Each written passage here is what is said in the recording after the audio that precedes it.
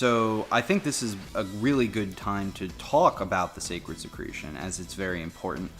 Why it's a secret, why people have kept it hidden for so long, what it is, how to process it, how to utilize it, how to interpret it, things like that.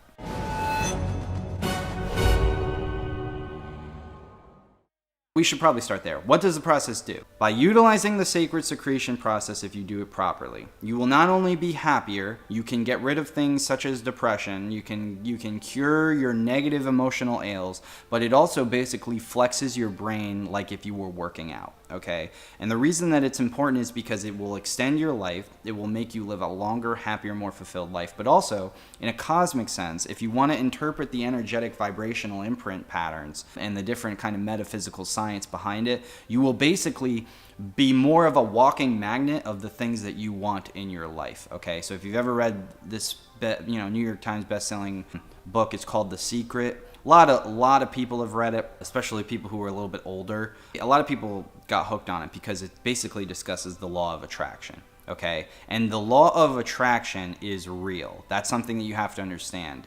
Everybody who's rich, everybody who has an obscene amount of money that came from nowhere that aren't child actors, they'll tell you that they had to utilize basically the law of attraction. Some people will say, I just believed in myself. Some people will say, well, I had to motivate myself every day. I had to stay positive, blah, blah, blah. That's called the law of attraction. Being able to utilize the willpower within your body to consistently remain focused, positive, and geared on a set specific goal is how you accomplish that goal. There's not going to be somebody who accomplishes such a major goal, like, for example, going to Mars, like Elon Musk. There's no way Elon Musk could sit in his bed all day and eat candy bars and be depressed and complain about how miserable his life is and also get to Mars. It's not going to happen. He has to basically live in the mindset that he has already gotten to Mars to break down how he's going to get there. And it's the same as, prayer, wisdom, casting a spell, meditating, things of that nature. So by utilizing your mind, your brain, the brain that God gave you, the conscious brain, you can actually not only draw up energy in the sense of blood flow, but also emotions. You can draw up energy into your mind to basically be a walking beacon, be a walking cell tower, a walking radio tower, which draws in different things around you that you want, like a magnet, and can also assist in repelling things that you don't want because you create a spiritual barrier that is exponentially more powerful than one if you were constantly negative all the time. Through many years, we're not sure how long, what we've come to understand here at Team Psycosmos is that throughout many cultures, there has basically been one process or one hidden secret that has been linked to a majority of modern religions. You might have heard things like the quest for the Holy Grail, the Fountain of Youth, the Philosopher's Stone. The Green Lion.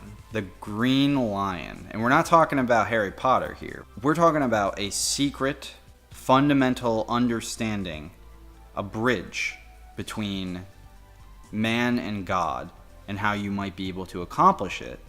But for thousands of years, I would make the argument that we probably wouldn't know too much about it without the internet. Oh, definitely not. What we found is that many of the secret societies in the last, I would say at least 2,000 years, it definitely goes beyond that, they understood the concept of what we've called on this channel known as the Sacred Secretion. And they have different names for it. Because right. Like we said, there's the Philosopher's Stone, the Elixir of Life, the Land of Milk and Honey. Sexual alchemy. The Sacred Substance, Kundalini Energy. Christ Oil. Liquid Fire, Spirit Fire, the Holy Spirit, Amrita.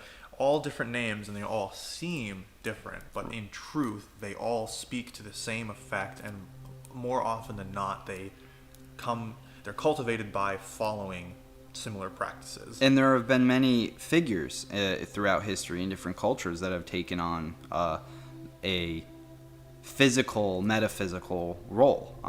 Krishna is a great example. Neja is another. stories about a hero's journey. And you can find either a literal or a metaphorical version of the story of them cultivating this, not only themselves and their conduct and how they treat other people, but this substance that will allow you to, in theory, attain enlightenment and the equivalent of perfection. Right. Nature, or whatever you want to call it and identify with. Now, we're going to say a lot of things coming up here that you might not agree with. Which is fine. We're going to say a lot of things that, quite honestly, are theories that we have.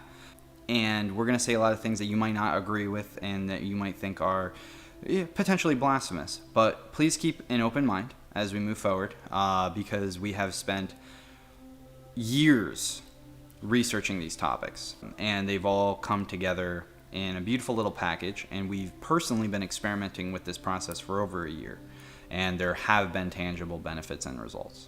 There is a metaphysical aspect to emotions. And in addition to that, there's evidence to suggest that we either don't understand the timing between you feeling the emotion and the chemical receptors being released. Right.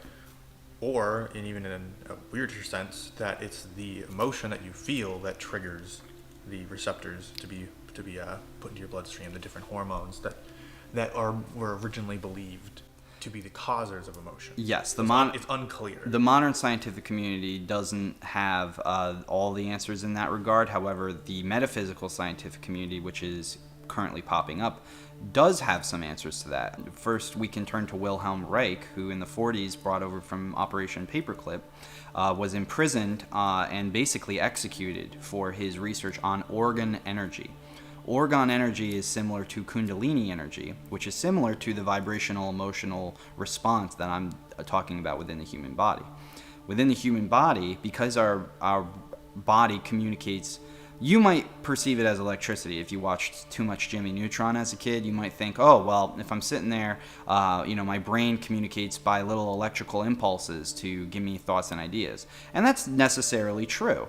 But what people don't understand is that they can, through willpower and through thinking, through consciousness, you can actually change a lot of the different ways that you think and feel.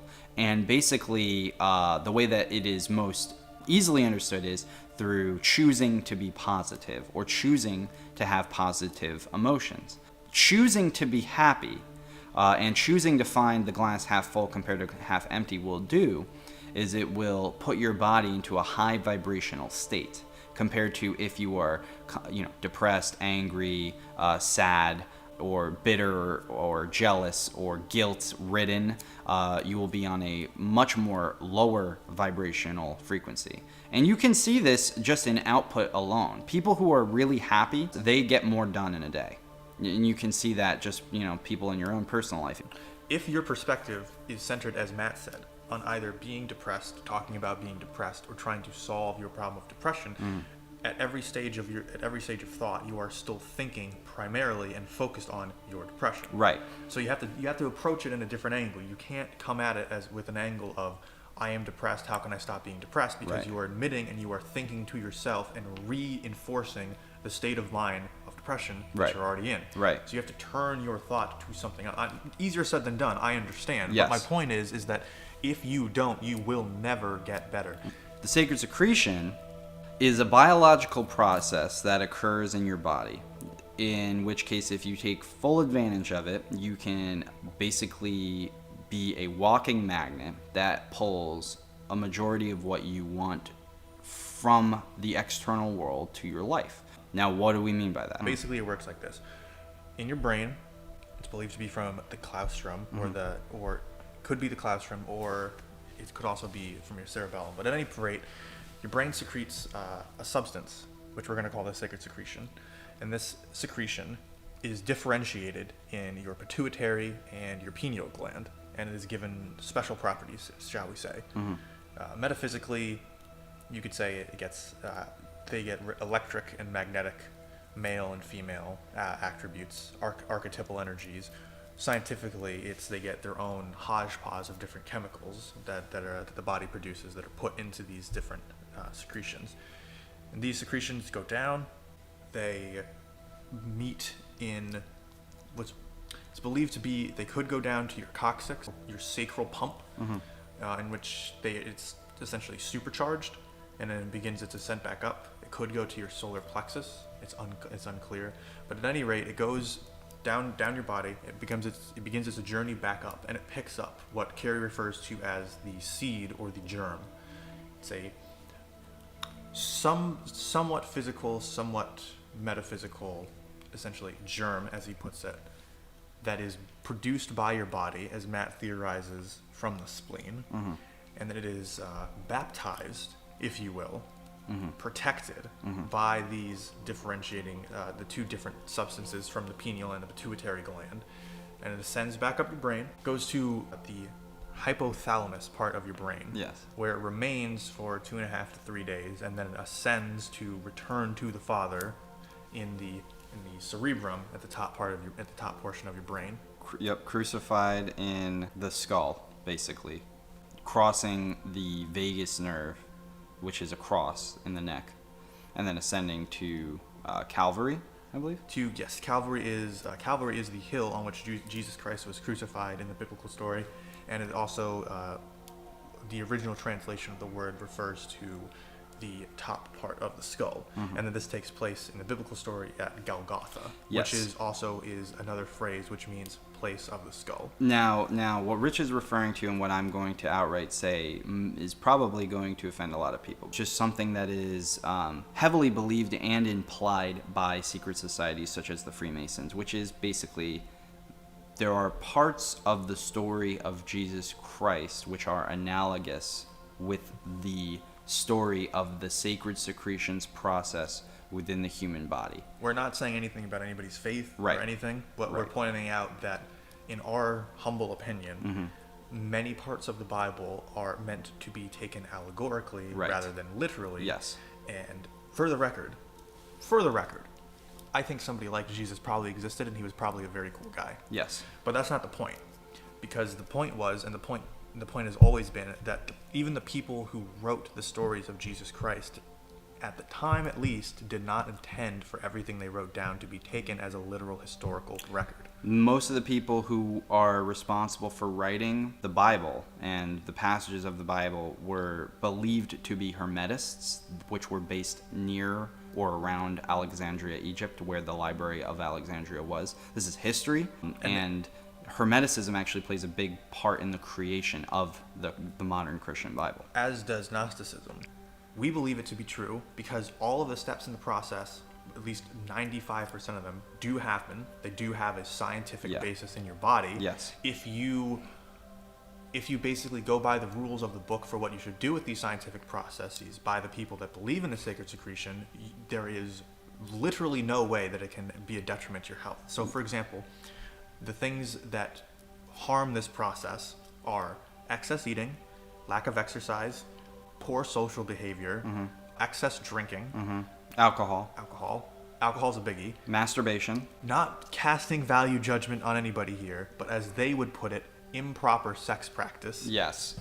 And essentially giving into your lower base mind and your pleasure-based impulses. Yes. All of these things Carnal will desires. destroy the seed and the process.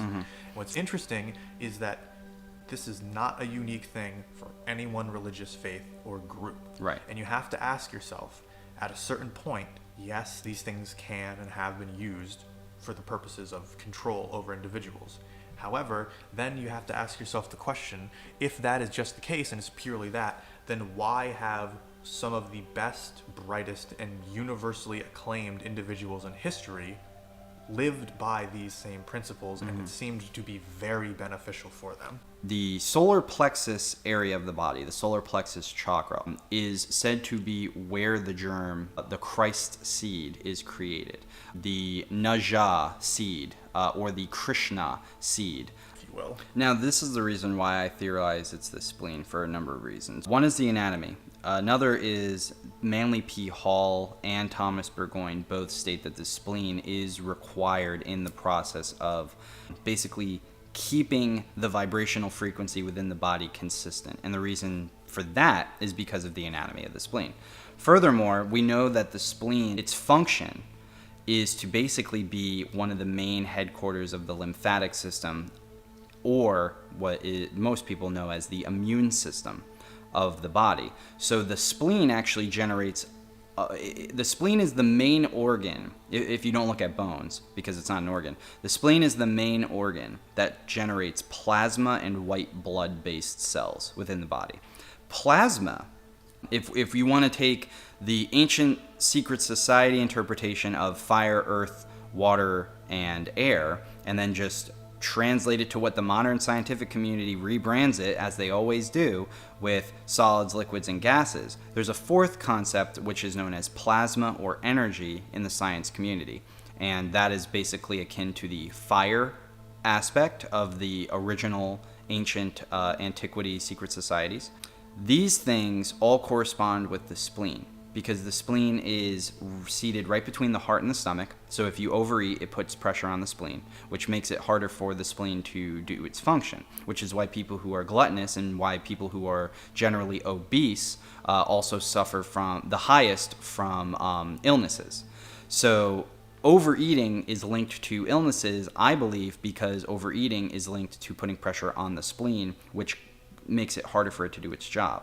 The spleen also has a lot of different plasma cells that it creates, some of which it needs cells from the thymus gland and other parts of the body in order to accomplish its goals. But one of the things I find very interesting about the spleen is a concept called affinity maturation, where basically white blood cells and plasma cells are able to manipulate and change DNA within the body, which I think is very interesting, because I think that plays a big role in the generation of the Christ seed. Also, the anatomy of the spleen. The anatomy, real quick, is 75% red pulp, which is red blood cells mainly. And then there's a white pulp. And this white pulp is made almost entirely of white cells. And the way that it looks, it has little follicles, which kind of look like, if you look at the white pulp, it looks like a tree. It looks like branches with little follicles of a tree on the white pulp, and it is within these follicles, it is within these little fruits off of the little tree-like anatomy of the spleen that create these special plasma cells which go throughout our body and heal ourselves, such as white blood cells. So the spleen plays a major role. And also, if you look up scientifically, people who have removed or partially removed spleens have much, much, much higher chances of getting sick. They have a much more weakened immune system. This is science. We're talking about science here.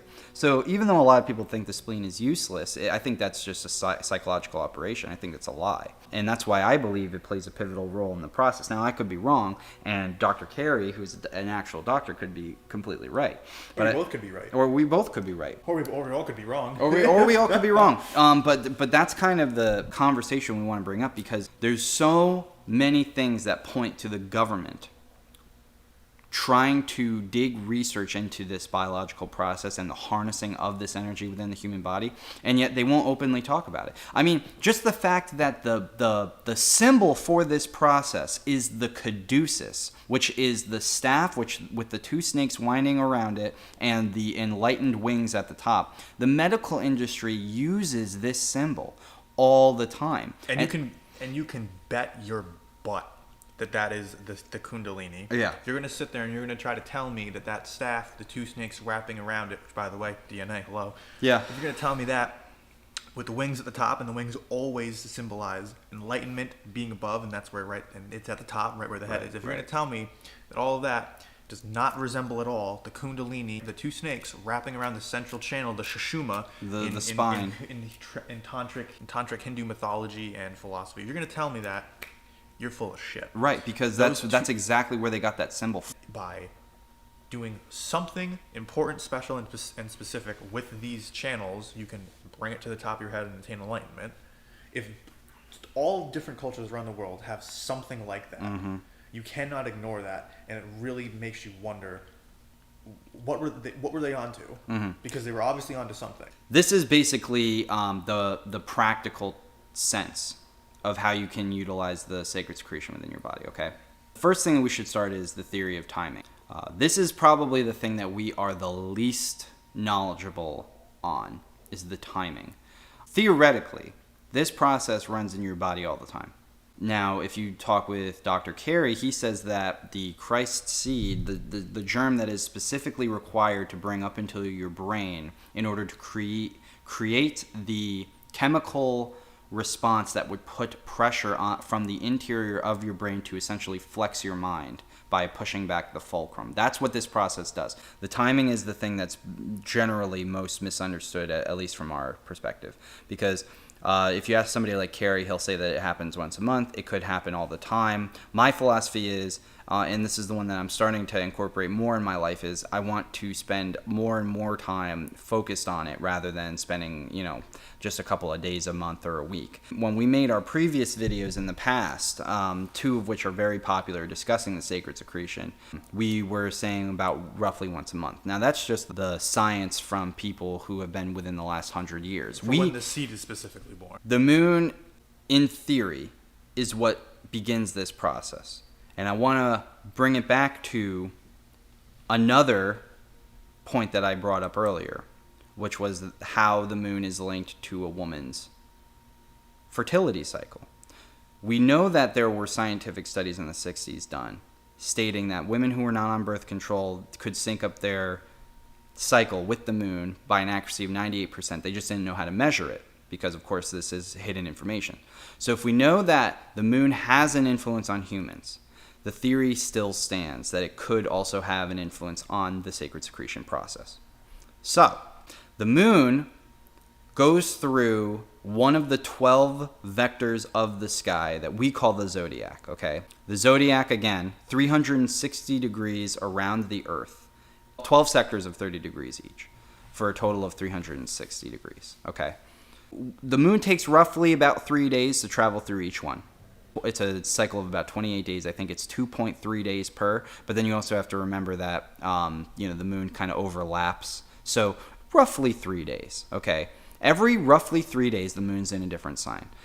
Start experimenting with that and see how people act and react to things when the moon is in a specific sign. You might actually see that there is a correlation because the mystics all used to state that the moon controls the mind. So start tracking the phases of the moon because that's important, okay?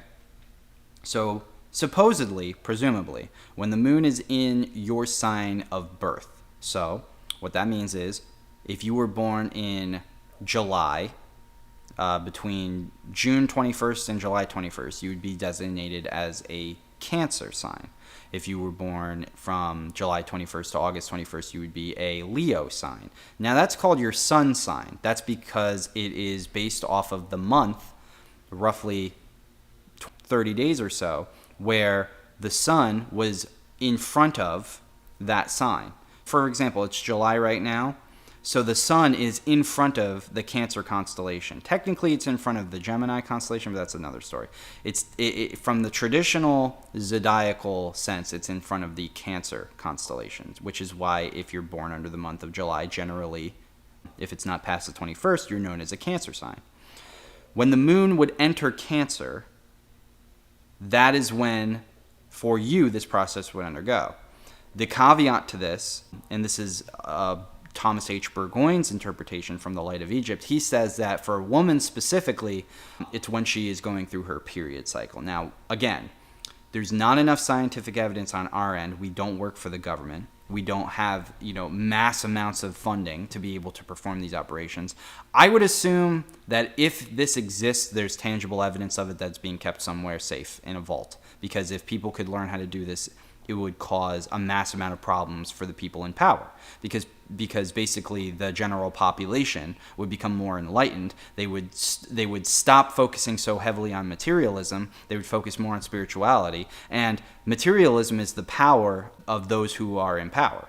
When the moon theoretically is in your sun sign, that is when the claustrum of your brain will receive the energetic vibrational signal to tell the pineal and the pituitary and the different other aspects of your body to start this process. Now, that is what Dr. Carey said. That's what Kelly Marie Kerr agrees with. Santos Bonacci, Thomas Burgoyne, Manly P. Hall, a lot of them state similar things. However, it could also be taken that this process is a constantly undergoing thing as your body constantly heals itself, and maybe the influence of the moon isn't as important, and in which case you should just take it at face value to do these things that we're about to tell you in order to harness this power. You could do them all the time, and there really wouldn't be a backlash. Although that is what they do. You know, the Tibetan and Himalayan monks who have their secret orders, they practice this process. That's what they're doing. That's why they remove themselves from a material world and they go to an elevated place up in a mountain, away from the lower sectors of society, and they harness the power of the sacred secretional process, the Kundalini energy. So this is what we recommend. We recommend, if you're going to go through the process, and I definitely have dabbled and experimented and experienced a lot with the sacred secretion process, I would give it a week. 1 week of every month, where you dedicate the entire week to the process itself. And you take it day by day, step by step. Essentially, what you have to avoid are the 7 deadly sins. You have to avoid drinking, and you have to avoid the sexual aspects of your nature. You have to avoid saying and doing things that could result in negative energies coming back to harm you. It's things like that. But if you take those 7 days, I think that it'll work. So now you have a time frame, basically a week of every month you want to dedicate to self-improvement and self-betterment. That's the way you want to see it, right? And if you do that, I mean, think about, that's 12 weeks out of the year. 12 weeks out of 52 weeks in a year. That's a good portion of time that you're taking to kind of find your path and try to be with God. And you can absolutely do this by juggling it with a job. You can absolutely do this by juggling it with, whatever else you got going on. Because really, you don't need that much time. But this is what happens. So, according to Dr. Carey and other sources, the colostrum of your brain signals your body to undergo this healing process, okay? And what happens is the pineal and the pituitary create separate chemicals. I theorize the spleen and or the solar plexus also does. And it is also potentially possible that something within your sacrum is also generated, created, or something is given from the sacrum. But basically, these two chemicals from your brain go all the way down to your sacrum. They combine, and then they come up the spinal column through meditation, through prayer, through exercise, through love, through feeling those high vibrations and trying to be at one with God, at one with the universe. This pool of chemical combinations is brought up. It picks up that germ that is created in the solar plexus, presumably the spleen or whatever else. And then once it goes up into the brain, it sits in the thalamus, in the little cave. And for 3 days at the very least, it has to sit there. Basically, the combination it basically works like yeast. You put a couple of chemicals together, and then yeast will begin to rise on its own.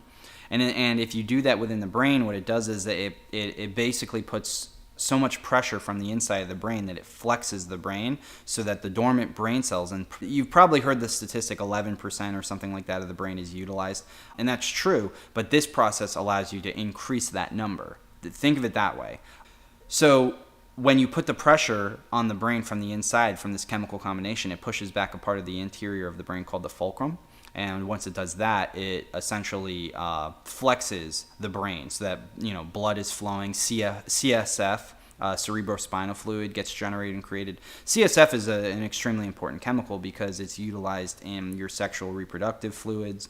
It's utilized by your spleen for creating plasma cells. It's utilized by your bone marrow for creating white blood cells and red blood cells as well. So CSF is basically the liquid in which your body uses to convert into different cells of your body. So it is the lifeblood.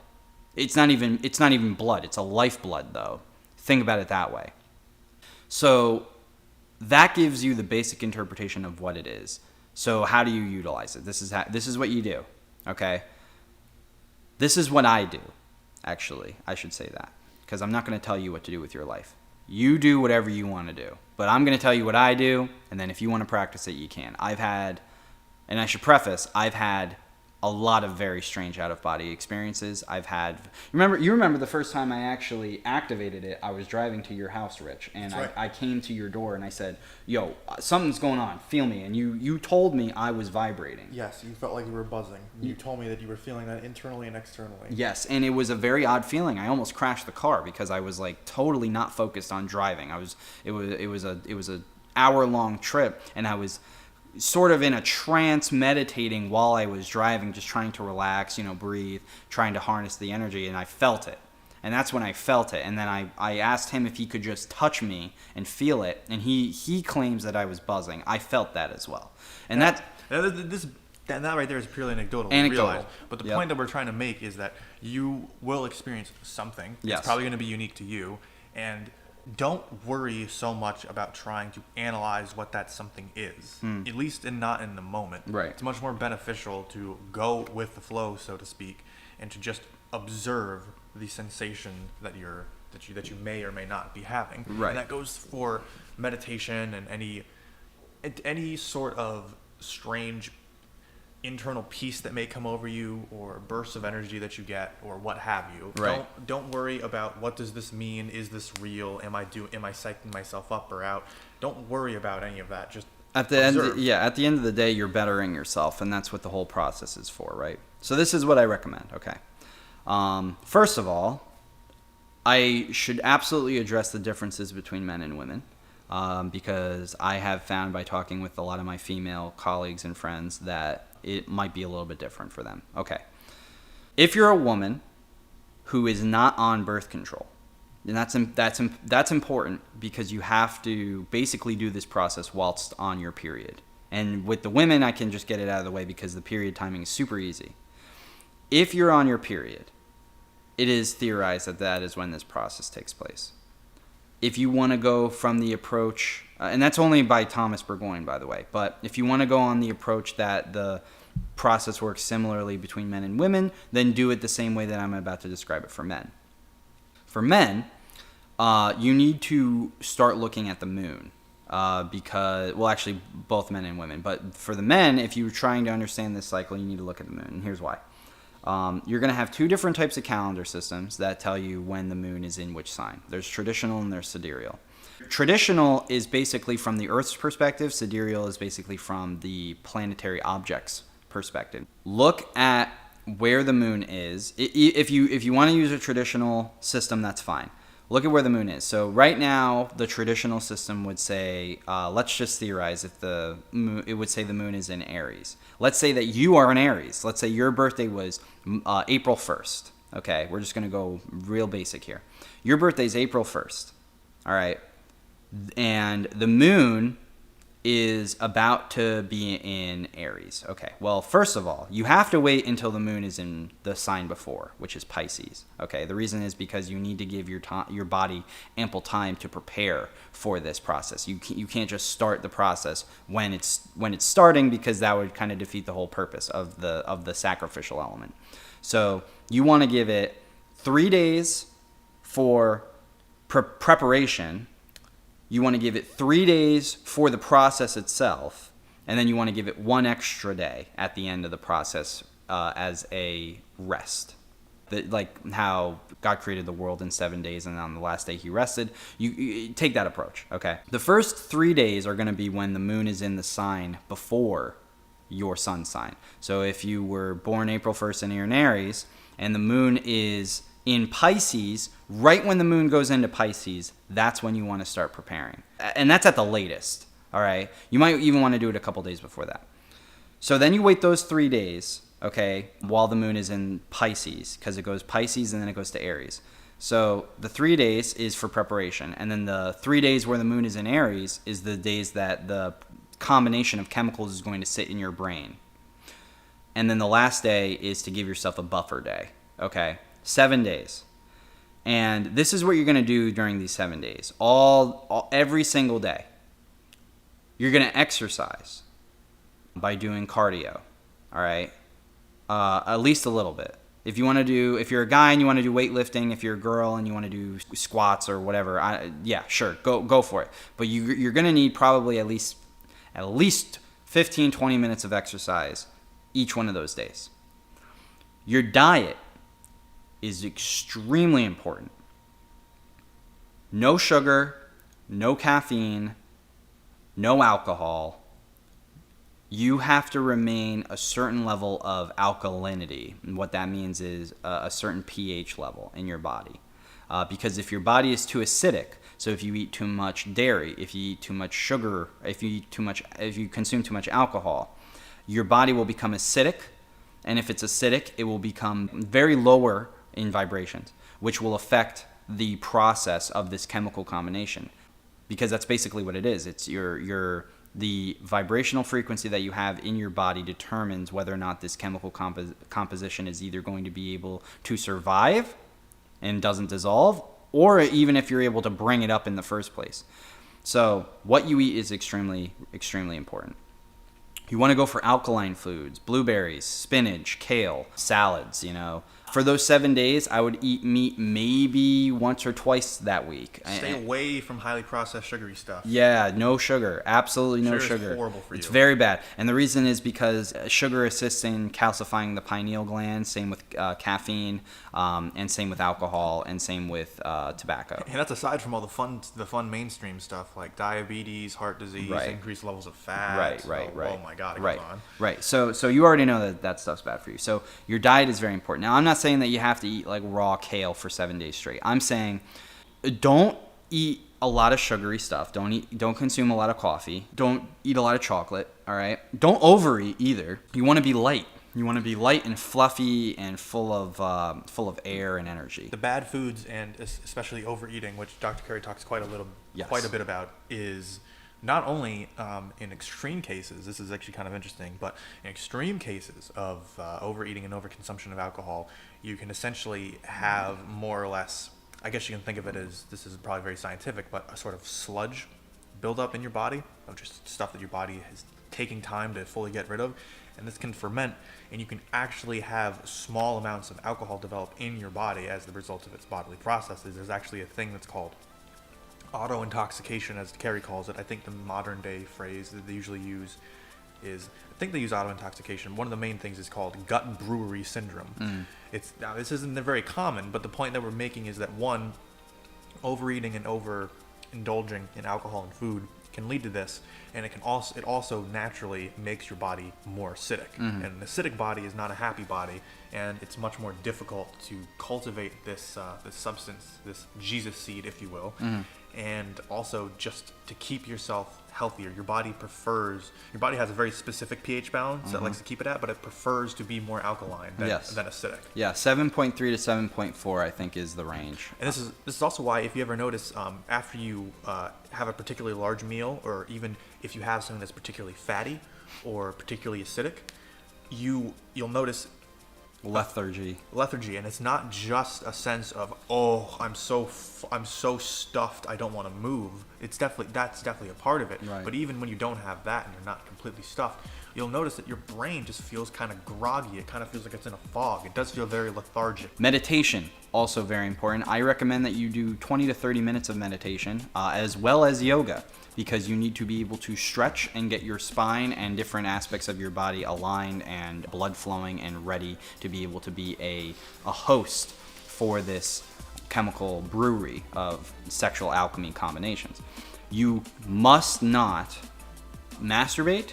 The Kama Sutra from India is actually a very good book on how you can manipulate Kundalini sex alchemy, where you can do different positions and different breathing techniques and different ways to connect with your partner in order to harness more energy.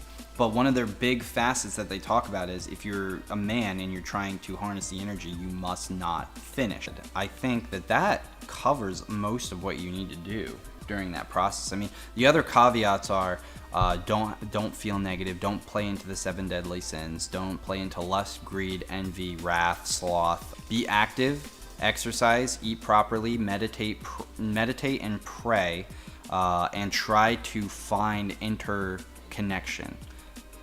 And consciously, deliberately, and willfully direct your thoughts to your goal. Yes. And envision the goal being done. And what's really interesting here is that this overlaps exactly with ancient, medieval, and even modern day magic. Yes. Which is that, with a K, magic with a K. Real magic, which is really just in essence a different form of prayer, I would say. But the overall point is the same. To kind of finalize and end our points here, if you enjoyed this podcast, then you absolutely must look out for when we finalize our book. because we are going to be writing a book on the sacred secretion, the process of it. We're actually going to go in more into detail than we did in this podcast and give you a lot of droplets of information and source material so that you can utilize it for your future benefit. If you'd like, you can go to our Patreon and pre-order the book. There are different ways in which you can do that. But with that being said, please consider going to our Patreon and supporting us. Follow us on all of our social media. Smash that like button. Smash that like button. Ring the shit out of that bell. That's right. Comment down below what you perceive as something that was really enlightening or important that you kind of pulled from this, or comment on what you'd like for us to talk about next. And with that out of the way, enjoy your day. Thanks for watching. God bless. Love you all, and take care.